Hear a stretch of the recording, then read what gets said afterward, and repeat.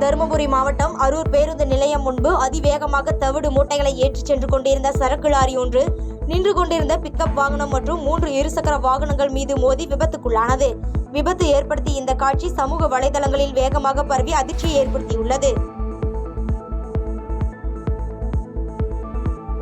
கிருஷ்ணகிரி மாவட்டம் போச்சம்பள்ளி அடுத்த புலியூர் பகுதியில் தருமபுரி திருப்பத்தூர் நெடுஞ்சாலையில் சுமார் 100 ஏக்கர் பரப்பளவில் பொதுப்பணித்துறைக்கு சொந்தமான ஏரி உள்ளது.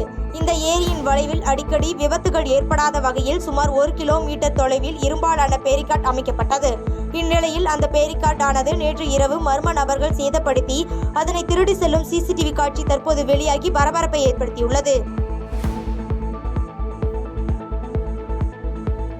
உதகையில் இளம்பெண் மரணம் குறித்து உடற்கூறாய்வு வந்த பிறகும் இதுவரை சம்பந்தப்பட்டவர்களை கைது செய்ய தயங்கும் காவல்துறையை கண்டித்து 100க்கும் மேற்பட்ட பொதுமக்கள் உதகையில் உள்ள மேற்கு காவல் நிலையத்தை முற்றுகையிட்டு ஆர்ப்பாட்டத்தில் ஈடுபட்டனர்.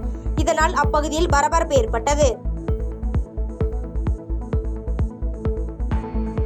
தூத்துக்குடி மாவட்டம் கோவில்பட்டியில் கண்தான வாரத்தை அரவிந்த் கண் மருத்துவமனை மற்றும் கோவில்பட்டி கண்தானம் இயக்கம் இணைந்து நடத்திய கண்தான விழிப்புணர்வு பேரணி நடைபெற்றது.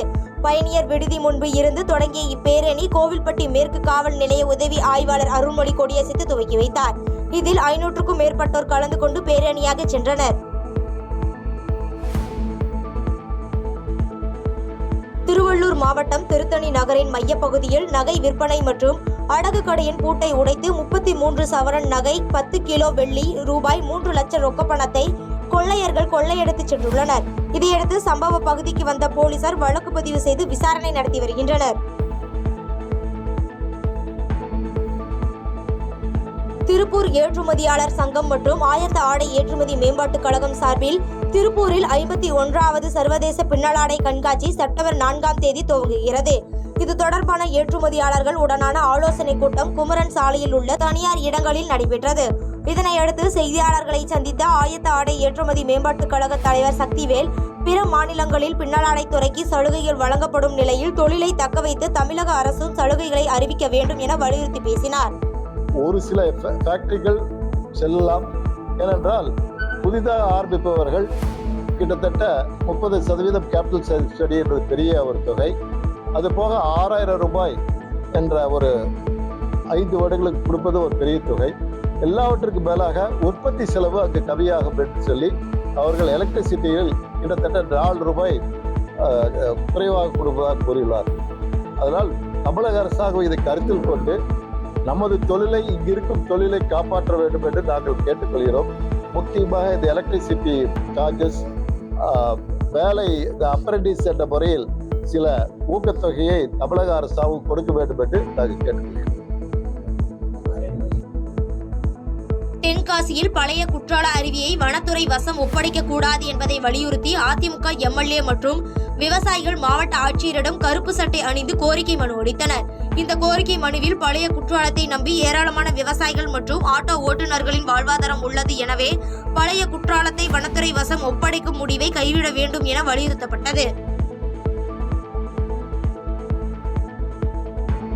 விருத்தாச்சலம் அருகே உள்ள ரேஷன் கடையில் வழங்கும் மண்ணெண்ணெயை அளவுகோல் கொண்ட குவளையில் வழங்காமல் தண்ணீர் பாட்டிலில் வழங்குவதாக பொதுமக்கள் குற்றம் சாட்டியுள்ளனர்.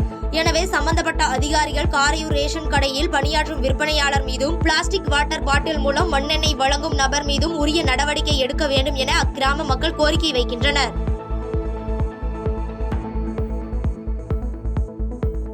ஈரோடு மாவட்டம் கோபிசெட்டிப்பாளையத்தில் அரசு பள்ளியில் வழங்கப்படும் விலையில்லா மிதிவண்டியினை முன்னாள் அமைச்சர் KS செங்கோட்டையன் ஓட்டி பார்த்து மிதிவண்டிகளை மாணவ மாணவிகளுக்கு வழங்கினார். பின்னர் பள்ளி மாணவ மாணவிகளுக்கு பேனாக்கள் மற்றும் இனிப்புகளை வழங்கினார்.